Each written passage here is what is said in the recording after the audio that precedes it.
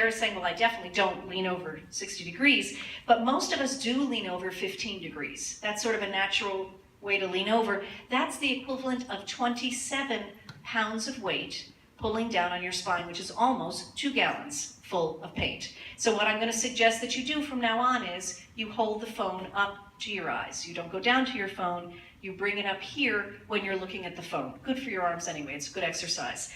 And that will help you not put that pressure on your spine. If you have a tablet at home, rather than having the tablet in your lap when you're looking at it, get one of those nice reading desks that can sit in front of you so you're actually looking the tablet in the eye without having to hold it up all the time.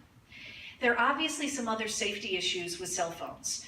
I don't think most of you do this, but some of you might. And I don't know how many times I can say this to friends of mine or my brother, who I know texts when he drives. My sister was hit by somebody. She was in her car, hit by somebody who was texting when he was driving. Her car went around on the highway. She saw the cars coming at her 3 times as her car spun. Luckily, she was able to get it off the highway. His car rolled over. So she's sitting in her car thinking, oh my gosh, what horrible injuries. He comes out of his car holding his phone and says, let me just finish this text. I can't believe that just happened. It was a brand new iPhone that he just couldn't put down. Now, if my sister was not in shock, she would have killed him on the spot right there. So we want to be sure that you behave well with your phone. It's not just that you don't want your phone to hurt your body, but we want you to behave well with your phone. Recently, I had somebody in New York, a tourist, stop me. I live in New York City. And the tourist stopped me and asked the most perfect question you can ask of anybody who lives in New York City. How do I get to Carnegie Hall? Practice, practice, practice. But instead, I pulled out my phone and I showed him on the map where we were and how he could walk to Carnegie Hall. And so he said to me, thank you. And as he walked away, he muttered, I hate those things. And I stopped him and I said, listen, this is what I do for a living. I'm kind of curious. What's your take on it? Why do you hate these things? And he said, I came to New York specifically to see an opera. And when I was in the opera, somebody's phone went off. And I said, well, I can't blame chocolate for the fact that I'm overweight. You really can't blame the phone for the fact that somebody forgot to turn it off, right? It's not the phone's fault. It's not technology's fault that people do stupid things online. It's the people who are doing it. So we just need to be more responsible when we're in a setting. And I said this just exact same thing this morning. It was 1 o'clock this afternoon. And 4 people's phone went off at my talk. And you know what? It's fine. People make mistakes. I wasn't going to get mad at somebody or they apologized. I said, that's fine. So these things happen. We don't want to hate the technology for it. So what I want to talk to you about is this. My memory really sucks, Mildred, so I changed my password to incorrect. That way, when I log in with the wrong password, the computer will tell me, your password is incorrect. Many of you are going to change your password right here. Easy, go home now. So what I want to do is I want to talk to you about passwords. I have a theory. I had a document that had 125 different passwords on it, a piece of paper. I was pretty good about redating it when that password changed. I know many people have many more than 125 passwords. So what I want to do tonight is I want to walk you through my theory of how you can manage your passwords so you don't have a list of 125, something you can actually remember, but something that will meet the criteria that are necessary for a safe password. So as I walk you through this, I know some of you people in here are super duper secure with your technology. So don't push away the idea of what I'm saying, just make it harder, right? So I'm going to give you some examples of a simple way to do the password and ways that you can make it even harder for somebody to crack.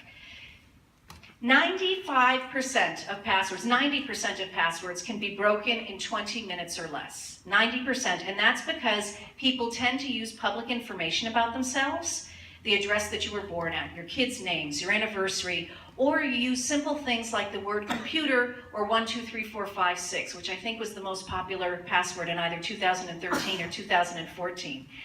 I did a bike ride from Berlin to Copenhagen several years ago with 3 75-year-old women, and we came to a boat basin.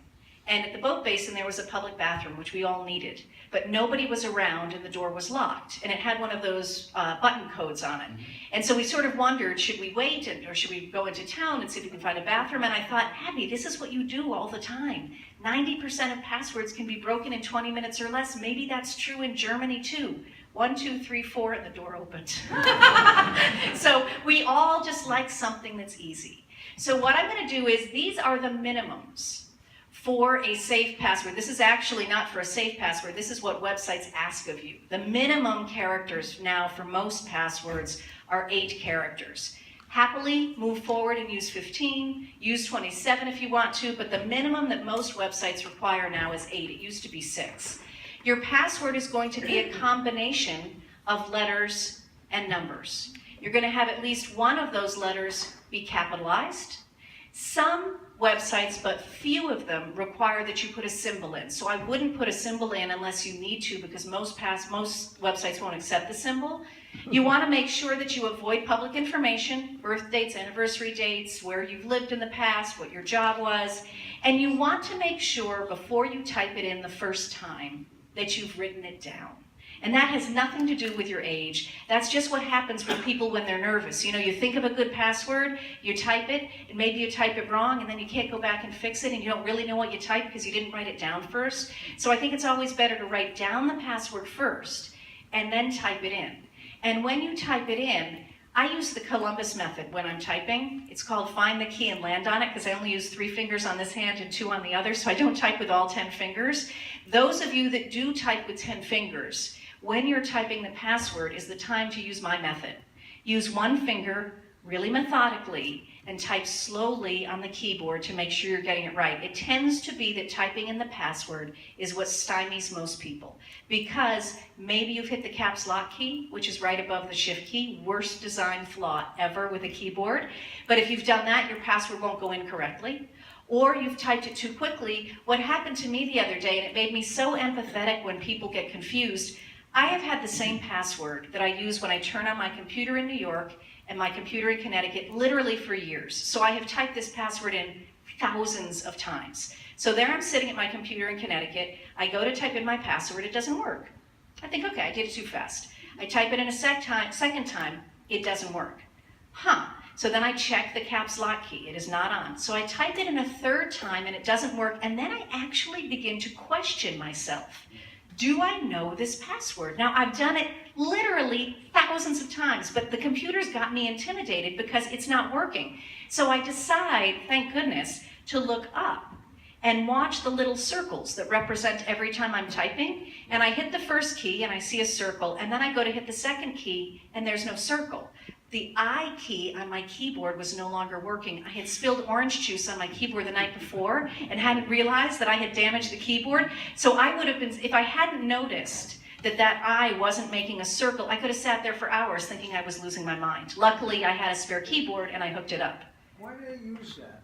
The dots? Oh, I think that at home. His question is, why do they use those dots? I'm at home. Well, the computer doesn't know you're at home. So what they did originally, it should know you're at home. It doesn't know where the computer is. The computer could be in a public space, and they obviously originally designed passwords. So if somebody was looking over your shoulder and you typed the password, they wouldn't be able to read the password.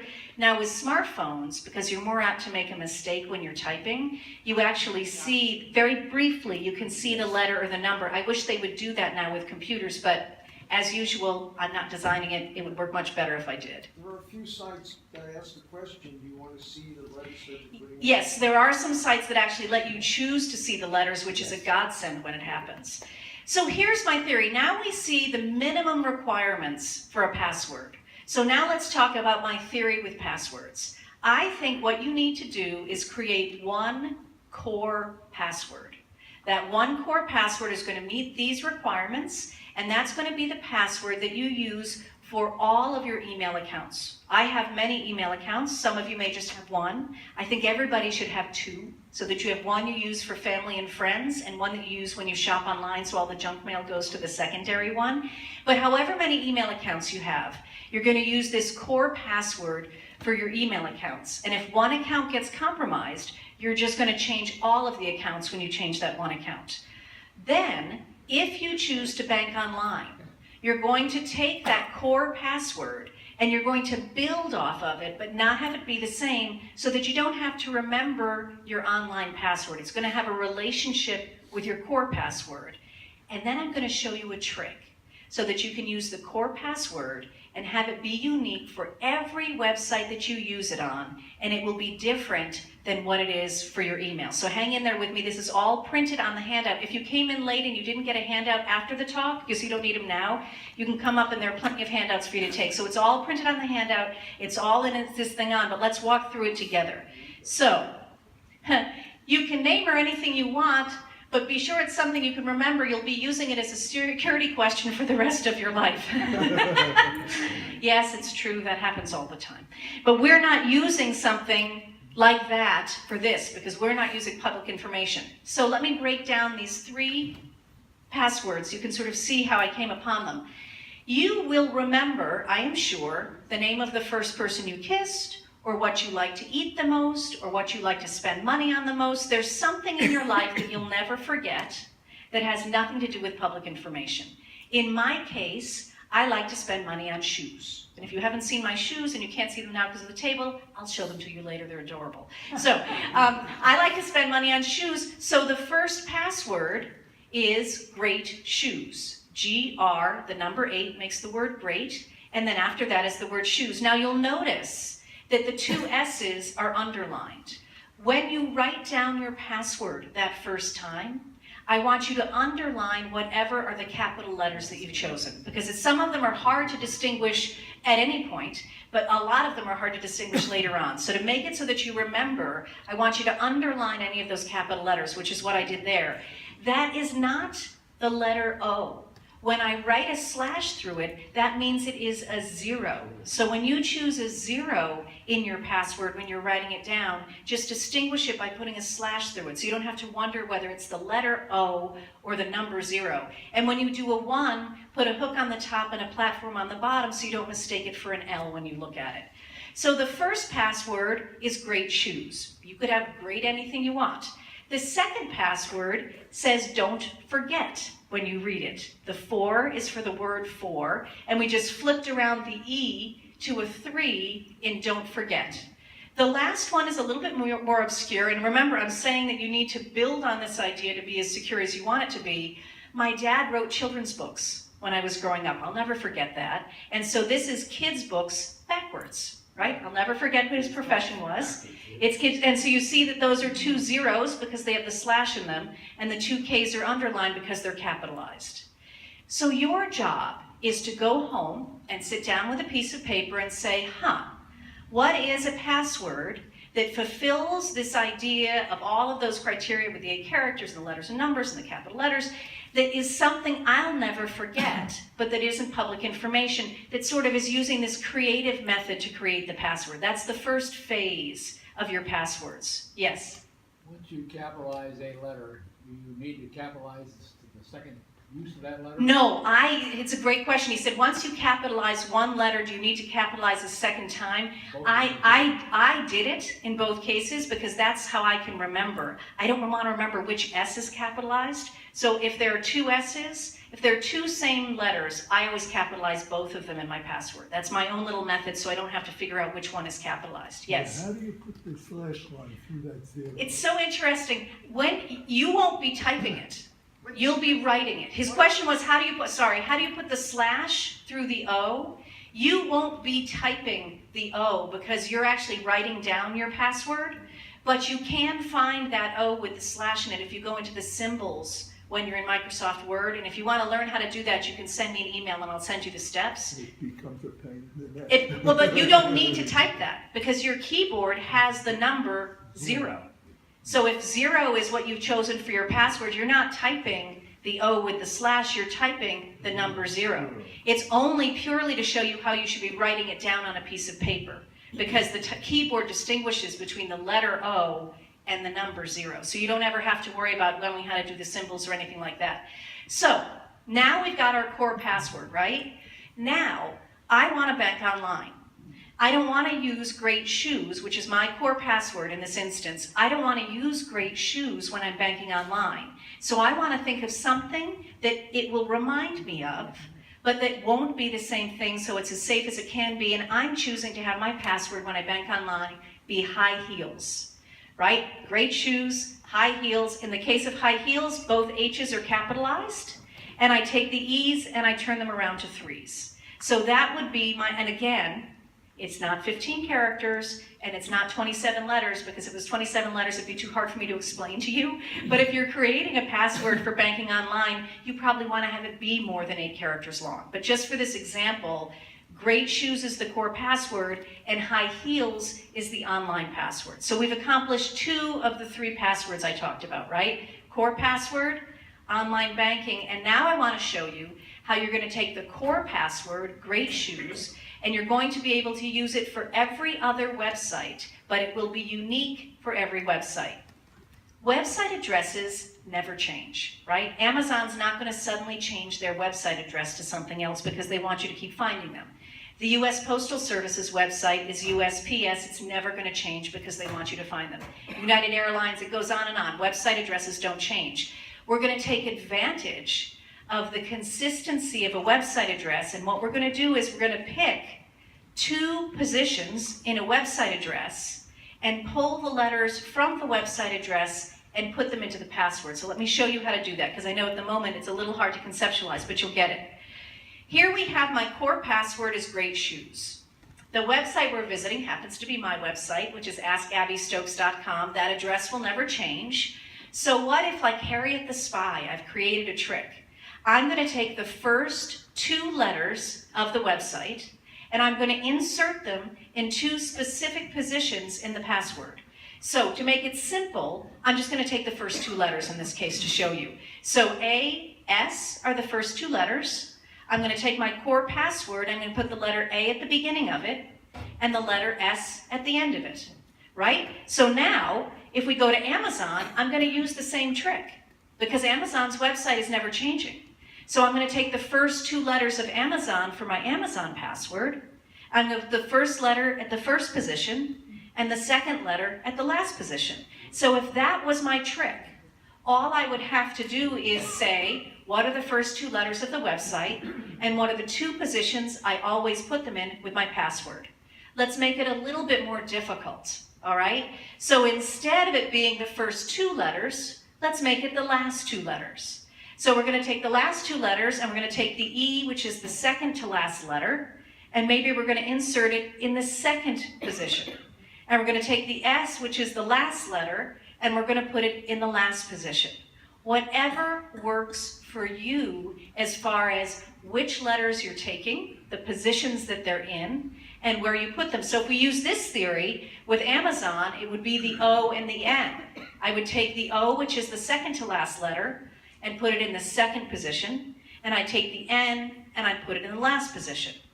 Again, somebody in this room is saying, great, but it's way too simple. I'm just giving you the basics, but let's take it up a little bit, right?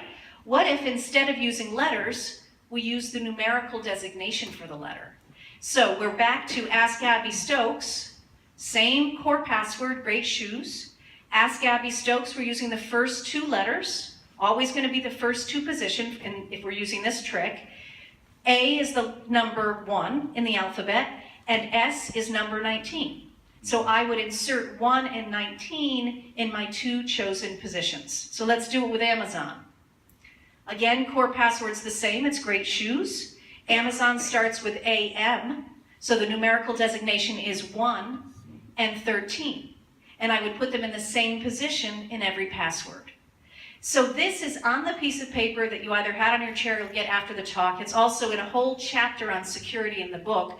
But the theory is that website addresses never change, and they're not going to change their address. So you're going to take 2 or 3 or however many letters you want in whatever position it is, the same position, you pluck them out of the website address, and you plunk them into the same position in your password. So all you need to have on a piece of paper is your core password and some sort of designation so you know where those positions are, and your online password. So it's 3 things on a piece of paper instead of a piece of paper that has 125 things on it. Now somebody's sitting here saying, gosh, that's a great idea. I wish I knew about that years ago. I've got so many passwords now, there's no way I'm going to change them. Here's my theory about changing things, or cleaning things, or doing any task that seems unpleasant. You don't have to finish it, you just have to start it. So when you look at that closet that you're supposed to be cleaning, and you say to yourself, I'm setting aside all of Saturday to clean that closet. And then you stand in front of the closet, you open the door and you go, oh, you know, I gotta go golfing first. I gotta go shopping first. I gotta make my phone calls. And you don't start it at all. On average, we only visit 10 websites in a week, even if we're on the computer all day long. You visit your email, you visit the weather, maybe you go to Facebook, maybe you check your bank, maybe you check your sports, but you're only checking about 10 websites a week. That's the average. So how hard would it be? And I bet not all of those require a password, but how hard would it be to go in and change those 10 websites right away? Then I'll suggest that you limit yourself and say once a week, I am only allowed to, Abby said I'm only allowed to spend 10 minutes changing my passwords. You can't spend an hour doing it, you can't take a whole day, or you could choose to just change them as you go to the website address. You're not buying airline tickets every day, right? You probably have a password for some of the airlines that you fly with. So the next time you go to buy tickets is the time that you're going to change the password, because it could be a year from now for all you know. So it isn't quite as big a task as you think it is. Eventually, and there might be some websites that have passwords that you're never going to use again. You don't have to go through and change those. Just change the ones you use now. And here's how you change them. When it's time to change a password, you're going to look in the upper right-hand corner of the website or down along the bottom. And you're going to look for one of these words: preferences, settings, manage, account, options, or that little cog, which is now the universal symbol for settings. You're going to click on one of those words, and it's going to lead you, and this is all in the handout that I gave you, it's going to lead you to a page that will say change your password. And you're going to click on change your password, and here's the trick. It's going to ask you what your old password is. And if you haven't typed in your old password for a long time because your email account's been remembering it, you're going to have to click on I forgot my password. And they'll send you a password, and then you'll go in and change your password. So that should help you move along to get yourself a secure password, but a memorable password that you can start using everywhere that you go. Are there any questions about that? Are you sure? It was my chance to unscrew my water and take a drink. Yes? Let me ask you, say somebody breaks into my Amazon account. What's that mean as far as the rest of the computers are concerned? His question was, what happens if somebody breaks into your Amazon account? And chances are what they're doing is they're breaking into all of Amazon's accounts. They're not just breaking into your account, like what happened with Target. Well, what would happen if somebody broke into your Amazon account? What they would be able to see would be whatever addresses that you have in your address book, which are all public information, so it's not such a breach of confidence. They would see what you shop for, which some people could be embarrassing, but again, we don't know who they are, so it wouldn't really matter. What they'll get is your credit card information. And here's the thing though, let's talk about credit card information for just a moment, because we're going to talk about shopping in a second. The negative side of somebody getting your credit card information is the inconvenience of having to cancel the card. You are not responsible for what appears on your credit card as long as you notify the company that somebody else has used it. So your real job is to look at your bill and make sure that you're not paying for things you shouldn't be paying for. So with the credit card, I'm not so concerned about it, but I've chosen to have a secondary credit card that I only use when I shop online. So if it has to be canceled, I still have another working credit card.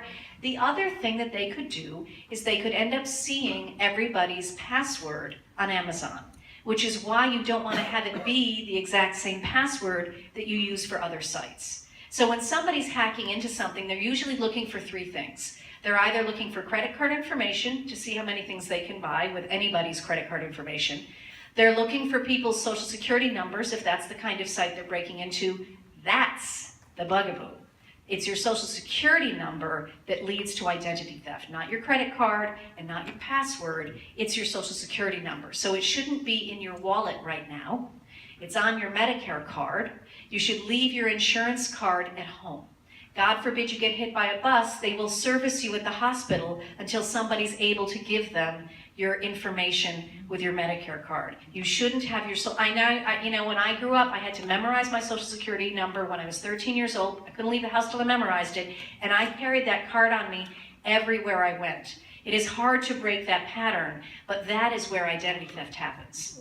Yes? Just as a point of reference, I have heard that in 2018, the Medicare cards will no longer have a Social Security. What she said is in 2018, Medicare is moving forward slowly to try to remove that information from your card so that you can have it on you. And I know there was a time that you could call them and you could ask them to change the number, yes. But also, I had read elsewhere to get rid of most of the numbers on your Medicare card. So I do carry my Medicare card, but it only has The last four, that's fine too, yeah. But you do need to have a copy of your Social Security number somewhere in your house because sometimes that's what you need for ID. So don't use a magic marker on your Social Security card, yes. I think the numbers to black out should be the last 4 digits, because they always ask you for the last 4 digits, the info. Yes. Right, but that's exactly what you're going to be asked. So if you block out those, you won't be able to answer the question. Yes, If you don't remember them, you're in trouble. Right, if you, well, a lot of people don't, if you can remember them, great. But if you can't remember them, don't block them out because the truth is, honestly, stop carrying the card. Don't even worry about what you're blocking out, what you're not blocking out. Stop carrying the card. Stop carrying anything in your wallet that has your Social Security number in any way, shape, or form because there is no emergency where you will not get service without that card. You will always get service at a hospital without that card. The first time you visit a doctor, bring the card with you to register with the doctor, but you don't need it again. So just take the card out of your wallet. We can mince this around, but there's no point because why just carry the card? I know it's a hard thing to do because we were trained that way, but trust me on this, just take the card out of your wallet. So let's go on to the next. So the password stuff, does that all make sense to you guys? Yes, are you gonna change? No, I just Oh. want to say one thing that one that's very important about passwords is what you call legacy passwords. If, God forbid, you should die, somebody's got to be able to get to your accounts. So you've got to have this stuff written down. So here's what Barry's saying, if you didn't hear him, he's talking about legacy passwords. There should be one other person on the face of the planet that either knows your passwords or know where they can get a hold of your passwords. If it's someplace in your house that you want to put them in an envelope and tell them where it is, but I've had it happen, unfortunately, with clients of mine who passed away, and they'll call me thinking I know their passwords because I taught them how to use the computer, but I never pay attention. I always turn my head when somebody types in their password. But if something should happen, it makes it very difficult for people. They need to get the death certificate and then give it to your email service, and it becomes a whole... So it'd be great for you to give somebody your passwords or let them know where they are if they need to get them.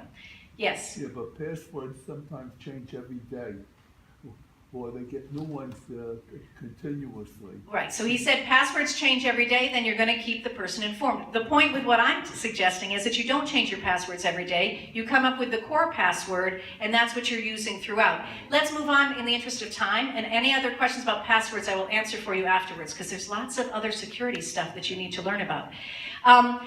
Email. How many people in your 3-dimensional mailbox get too much junk mail in your catalogs and things like that? Most of us do. Really, mailboxes are only for bills and junk mail right now. The same thing is true for our inbox. Let's do the math on this. It's very funny. I'm not a fan of chain letters. And I think I was scarred for life. When I was about 8 years old, somebody told me that if I took a potholder and I mailed it out with this chain letter, I'd be getting potholders from all over the world. I'm 54 years old, and I just got my first potholder last year because somebody at one of my talks heard this sad story, and they sent me a potholder. So I don't really like chain letters because of that. But if you like to indulge in chain letters or not, here's the math. If somebody sends me an email and says, send it on to 10 people, and those people send it on to 10 people, and those people send it on to 10 people, it ends up reaching 1 million people in just 6 generations of sending the email. That's all it takes. So what if the email hasn't been cleaned up and every email address for all of the previous recipients is seen in that email? Marketing people will pay people to give them email addresses. And these are people you don't know because it's passed through 1 million hands before it got to you. So people are selling these email addresses. We want to use proper netiquette when we're on the computer. We basically want to keep in mind that we want to use good behavior on the computer so other people use good behavior with us. So here are the tips for that. When you are sending out a group email, if I were having a dinner party and the 5 people coming to the dinner party all know me, I'll put them all in the 2 box because they all know each other and they all know each other's email addresses. But beyond that, I don't put people in the 2 box. The 2 box is for your primary recipients. The CC box is for carbon copy. So if I sent an email to my mom, she's the primary recipient, she's in the 2 box, and then my sister goes in the carbon copy box. Barry, do you need to stop? No, didn't know what the hand was. See, I'm not good with hand signals. The carbon copy is the secondary. So my mom is in the 2 box and my sister's in the CC box. The blind carbon copy box means exactly that. Everybody who's in the BCC box can't see each other. And the people that are in the 2 box and the CC box can't see who's in the blind carbon copy. So if you're sending an email out to multiple people and you want to protect their emails, put them all in the blind carbon copy. I've actually started even doing that with committees that I'm on. When I send an email out to everybody on the committee, even though they all know each other, I put them all in the blind carbon copy box, because how do we know somebody won't forward that email? Hence exposing their email addresses. So, yes. Oh, I'm sorry. I No, that's didn't mean to okay. stop you in the middle. But if you want to see who you sent it to, you can go into your sent file. Yes, you can. And then you'll still see it. But Yes. second question, how do you get other people to honor that? Okay, how do you get other people? Well, as we know in life, we can't control everybody, but what somebody in New York did, a client of mine who was very tired of being included in everybody's emails, from now on, she has a signature on the bottom of her email that's in big red bold letters that says, if you don't use BCC, don't include me in any group emails. And that's every email that she replies to somebody who's included her in that way. They now see that. She used to actually tell them the page number in my book. If you need to use how to do blind carbon copy, get Abby's book. So you can only ask people to behave better than they're behaving. And if they don't, you can ask them to stop sending you the emails. You could remove them from your email list if you really want to get upset about it. But we want to have people behave well, and maybe they'll model behavior from your behavior. But you might have to tell them about the blind carbon copy. The second issue is the subject. We need to be careful with the subject for a couple of reasons. One of them is the subject is the second gateway to your deciding whether you're going to open up the email. The first gateway is who sent it to you. Do you recognize the sender's name or their email address? If you guys sent me an email, I wouldn't know who you are based on just the name or the email address unless I know you. So the subject would be what would entice me to open up the email. The words, hi there, nice to see you, thinking of you, don't make me open up an email. As a matter of fact, I'm tough about this. I don't open up emails if I don't recognize the sender's name and the subject isn't specific. What's the worst thing that's going to happen? I'll get a second email saying, why didn't you answer my first email? Or maybe I'll get a phone call. So I think the subject, if you were sending me an email, I would hope that you would put in the subject, saw you at the computer user group, saw you in Florida. That would even be enough for me to open up the email so I know who it's coming from. But thinking of you, hi there, or no subject doesn't fly with me. You also want to use the subject to help you be organized. So when you've got an email, lots of people just keep on replying to the same email. So dinner Thursday night happened 2 Thursdays ago, but that's still the subject that's happening with that person that you're sending the email to. I change the email almost every time I respond to somebody, or I start a new email with a new subject, because for me, personally, to help me, it helps me organize. So when I look in the sent folder, I actually know what emails I'm looking for to figure out what I sent to somebody. So use the subject to be very, very specific with your emails. We want to, when we're sending on an email that we've received, we want to clean it up. So if you've got an email that's a joke or a recipe or some good piece of advice and you're forwarding it to somebody, you're either going to delete all of the previous recipients, or instead of forwarding the email, you're going to copy the content out of the email and you're going to paste it into a brand new clean email. And if you haven't used copy and paste, there's a whole chapter that shows you how to do it. There's actually a video on my website that shows you how to do it on a tablet. Copying and pasting is a fantastic skill set to have in your toolbox. So if you haven't copied and pasted, I highly recommend that you give it a go, because boy, it comes in handy all the time. The other thing we want to do is, when we receive an email, it often happens now, it looks like it comes from somebody you know, or it looks like it comes from your bank. And if it looks like it comes from your bank, it has some sort of alarming message in it that wants you to click on a link, right? Before you even think about clicking on anything, remember these words from me. Your bank will never, ever, ever ask you to confirm your password or confirm your social security number through an email.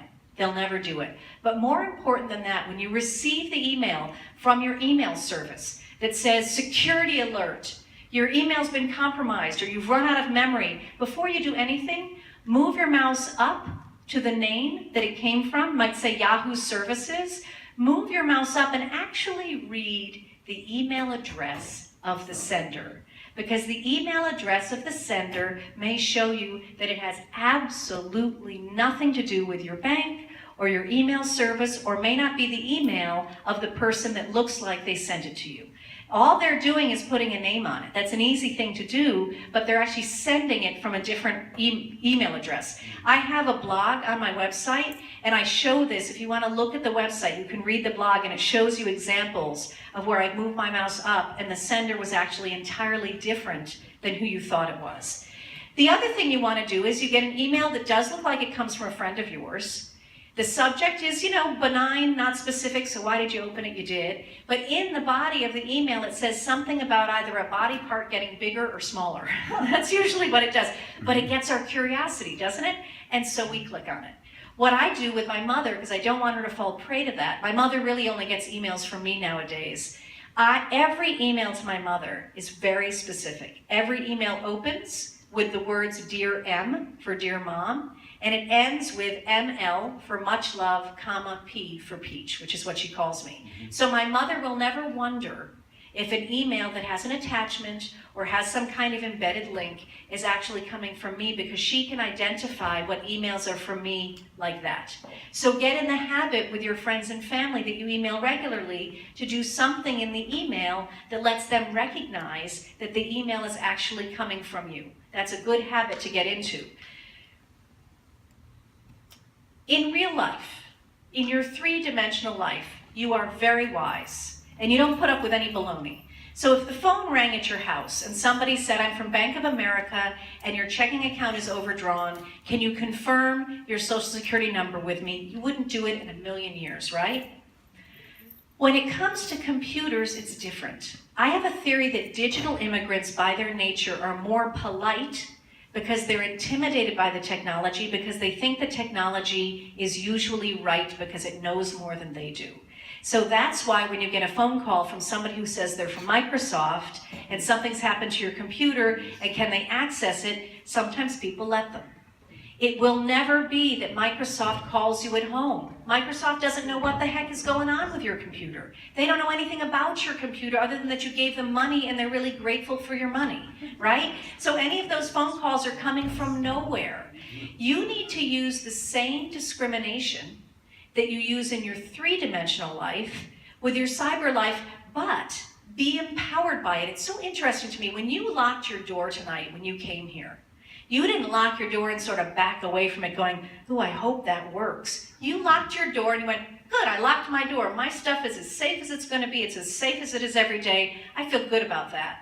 That's how I want you to feel about the computer when you do things to protect yourself on the computer. It's not that, geez, I hope that's security. No, empower yourselves. Empower yourselves when you're home watching television and you've been watching your favorite TV show and then some guy comes up on the screen and says, you need to lose 10 pounds. And you look down and go, oh.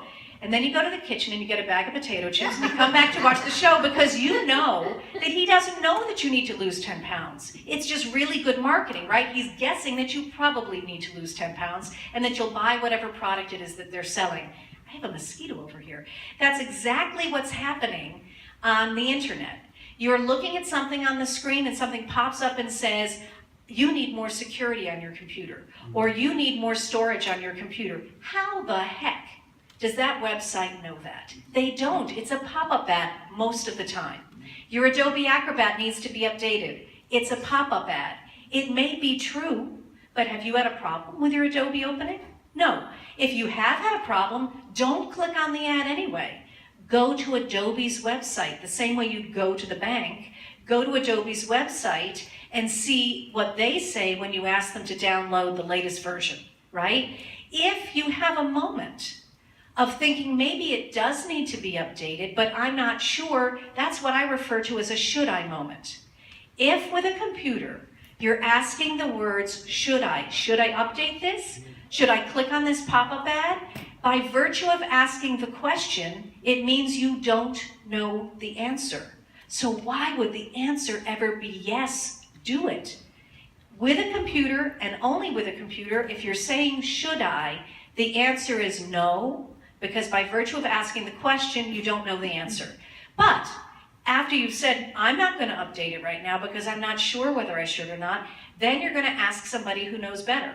You're going to bring your computer to one of these meetings and you're going to say to them, this has popped up for me, is it time for me to update? Because it is time sometimes for you to update things on your computer, but we don't want to do it unless we're 100% sure of what it is we're doing, especially if your computer's working fine.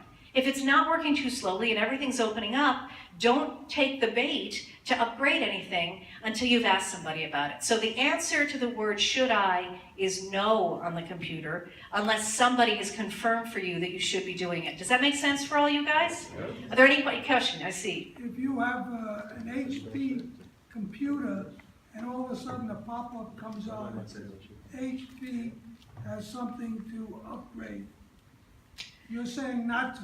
Right, so what he has is an HP computer and something on HP has popped up and said it's time to upgrade.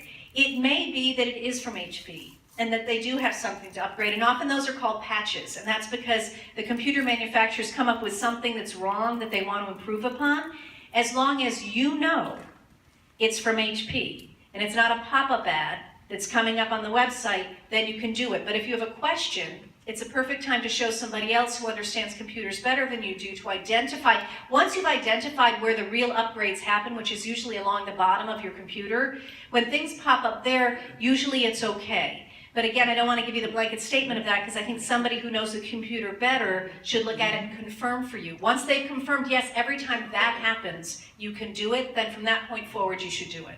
But and again, I don't jump to upgrade things. You know, I'm usually the last one to upgrade my phone, literally to change the operating system, because it hasn't stopped working for me. And usually within the first 6 weeks of any new upgrade, you hear complaints that something's gone wrong with the upgrade. So I don't jump on technology. I don't buy the newest phone when it comes out, and I don't upgrade when I hear about new upgrades right away, because I want other people, unfortunately, to be the guinea pigs, those early adopters. They're going to go through the process of seeing what's wrong with whatever they gave you before I do. So it usually gets fixed by the time that I choose to upgrade it.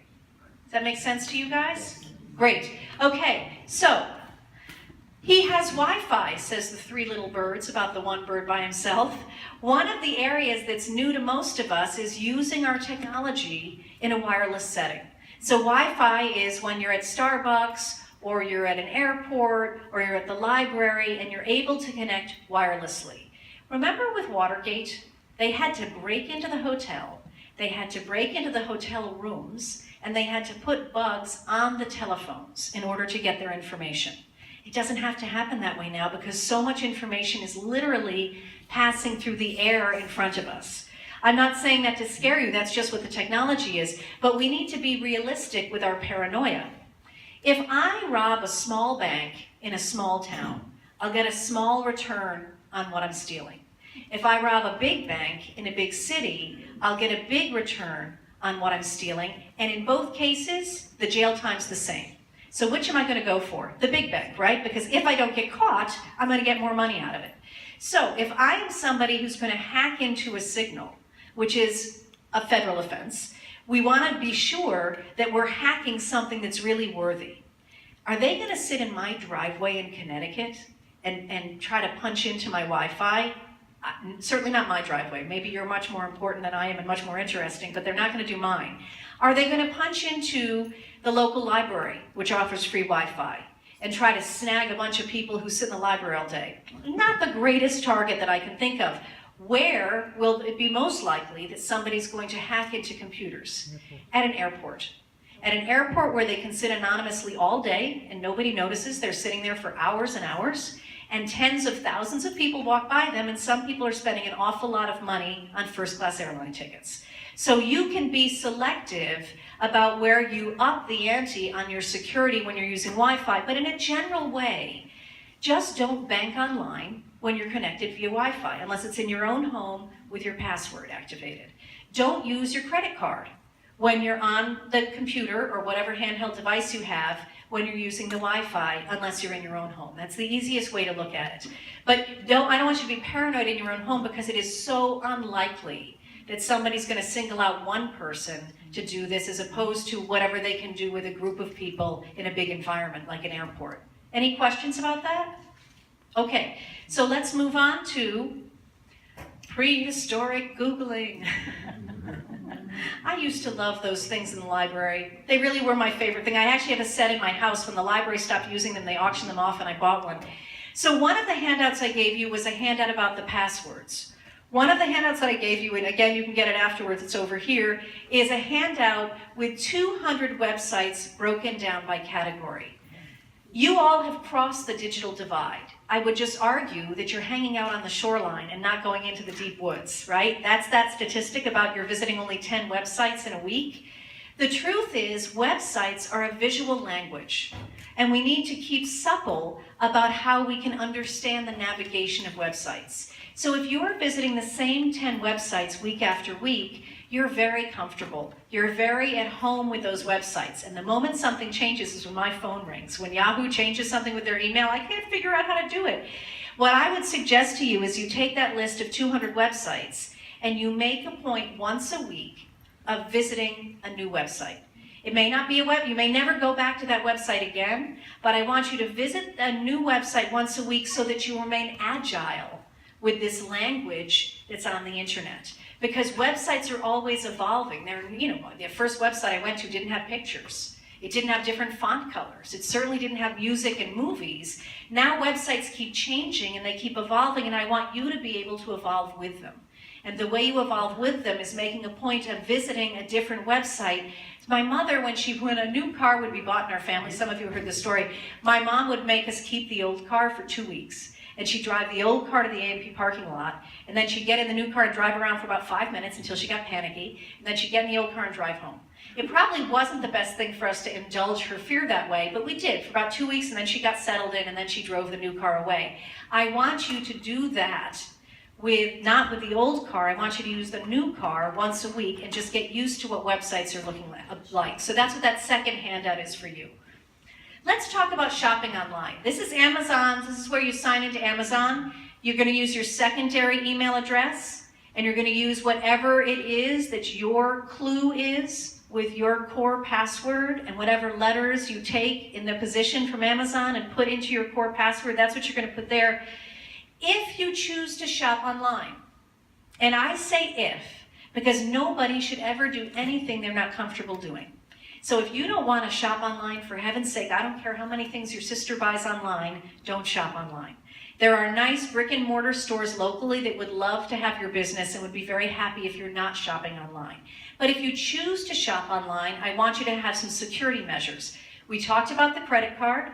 You can have a designated credit card that you use online. You can even decide what the maximum amount is available on that credit card if you want to. Again, to me, the credit card issue is the least of your worries because you can get it replaced. But when you're shopping online, I want you to notice, you know where the website address box is at the top where you type in the website address? The moment you move from that first page where you typed in the website address, the letters up there change to reflect whatever page you're on. And you'll notice right after the first time you type it in, some letters appear at the beginning of the website address. HTTP. You have no need to know what that is, but you're going to dazzle somebody at a cocktail party tomorrow. It stands for Hypertext Transfer Protocol. It used to be, it used to be that we had to type that in before website addresses, but we don't have to. It automatically plunks itself in there. But what happens when you're on a website and you're shopping online and you get to the page where you're supposed to put in your credit card information, HTTP changes. If it's a good website that is paid for encryption on that page so nobody can access it when you're doing it, an S will appear after the HTTP. So if you decide to venture forth with shopping online, the first thing I always suggest is, rather than going to a random website, why not visit a website that you shop at three-dimensionally? Macy's, Bloomingdale's, LL Bean, that you used their catalog in the past. That way there's some sense of familiarity and a sense of security that they're on the up and up. But the one thing you want to be sure with any of the websites is you look up and see whether that S gets added to the HTTP. There are some places where a lock is open and then the lock closes, and that also indicates to you that it's a secure page of the website. Barry, are you looking at your watch? Should I worry? Okay. Let's talk about banking online. So this is the sign-in window for HSBC. I have made a tragic error with my username. Does anybody know what it is? I shouldn't have used my name. The username is the first gateway that somebody needs to get by in order to get into your online banking. So why make it as easy as using your own name? Make it something else that they're not going to know about you. It doesn't have to be as complex as your password, but yes. But in my bank, for instance, they have the username. The username is not usually encrypted as far as I know. So they assigned you a username? No, it's my name, but they've got it. Okay, so with some websites, with some banking websites, you can change the username to whatever you want it to be. Check with your bank. I know with HSBC, I chose the username, and so I could have chosen anything I wanted to. If a bank assigns the username... No, that's not what I'm saying. What I'm saying is, I chose a username, but it is not encrypted. The bank knows my username. They should know your username. Right. The bank should know your username, but I shouldn't be able to guess it. I shouldn't... Let's go to me. If you know I bank with HSBC, the first thing you're going to type in if you want to try to access my account is Abby Stokes, because that's logical. Yeah. So don't choose to have when you get to choose your name, that you're going to tell your bank what your username is, don't choose your name. It's too easy. That's all I'm suggesting. It could even be Abby Stokes 5 is better than Abby Stokes. So if you're allowed to choose your username and then inform your bank of what that is, choose something that isn't your name. If they won't let you do that, they won't let you do it. But I have not run across a bank yet that I know of, but maybe there is, where they don't let you choose a username. Yes? Most of the time, it's your email address is your username. Sometimes, but not with most banks now. Most banks actually let you choose something more complex for this very reason. So you might be using your email address because that's what you started with, but you'll be able to change it if you want to something that will be harder for somebody to guess than your name or your email address. Check with your bank and find out. Then often the bank will ask for a password, right? And in my case, it's high heels, because that's what I'm using with my great shoes theory. And then they're also going to ask you for some sort of a security key. Sometimes they even have you choose an image that you need to confirm whether it's yours. We want to it's interesting, your money is federally guaranteed. So if something happens with your bank account, it could be a little arduous to get there, but your money is guaranteed, but your privacy is not. So what we're really thinking about is whether some people are going to access your bank account to see what's in your bank account, as opposed to take away what's in your bank account. That's why we want to have it not be too obvious about how to get in there. You don't have to bank online. My sister absolutely positively refuses to bank online. I bank online, except I refuse to actually bank online with my landlord, and I don't know why. I think it must be I live in New York and I don't trust my landlord, so I write a check so I know there's something actually going in his hand. There are advantages to banking online. I'm going to show you if you can see it on this. The advantage to banking online is you never have to buy stamps for your bills. You never have to write your checks. And once you type in who your payees are, you never have to type it in again. So all you have to do is fill in what the amount is, and you can choose what day it's received, so your money stays in your account until the last minute, right? So there are advantages to banking online. It does not mean that you need to do it. What I find fascinating is banking with your telephone, because I went to Berlin again this year, and I had 3 checks in my wallet that had to be deposited before I got to Berlin, and I totally forgot about them. Then I arrive in Berlin and I realize, oh my gosh, I'm here for a week, and if these checks don't clear, I'm going to overdraw my account. Lo and behold, Bank of America has an app, and on the phone, you can endorse the back of the check, and you can take a picture of the front of the check, flip it over, take a picture of the back of the check. You tell them which account it goes into. I always keep the checks. I staple them together and I write down what day I deposited them, and I hang on to them until I see them in my account. But I was able to deposit those checks when I was in Germany, and the money cleared before I came home. So using the phone app, yes. Do you use or recommend two-factor authentication? I have not, I've heard of it, I've never used it, so, but it doesn't mean that you shouldn't, are you using it? I have tried it. I have a Treasury Direct account and I use it on that. It's more of a hassle, but it's supposed to be much more secure. I have a client, What's the question? so I'm sorry, what's it called? It's called Two-factor authentication. two-factor authentication. There are some authentication services out there. One of my clients is Charlotte Ford of the Ford car people, granddaughter, and she's been hacked a few times. And so the office at Ford gave her one of those, it's a higher security, so she's got to go through another security bridge before she gets onto her bank account, before she can do anything on her phone. So again, it's all about your comfort level. If you don't think banking online is comfortable for you, and you don't want to do it on your phone, but you think you kind of do want to, but you want to have more security, you can always seek out what are these other services that give you yet another doorway that has to be opened before you get to your account. I have not done it myself, but I hear other people that do it and they like it. So, any other questions about banking online before we go on? Don't do it if you're not comfortable. And don't feel bad about it or feel aggressive about not doing it. Some people like to do it, some people dance, some people don't dance. Some people listen to music, some people don't listen to music. Some people bank online, some people don't bank online. It's completely up to what is your comfort level. One important thing though is if you choose to bank online and you're sharing your computer, be sure you log off of the website before you leave the computer, because just closing your browser doesn't necessarily log you off of the website if somebody opens up the browser right away. So usually the words log off are in the top right corner, log out of the website before you go on to something else or before you walk away from the computer. That's the most important thing. Now, let's talk about this. Barry's going to change his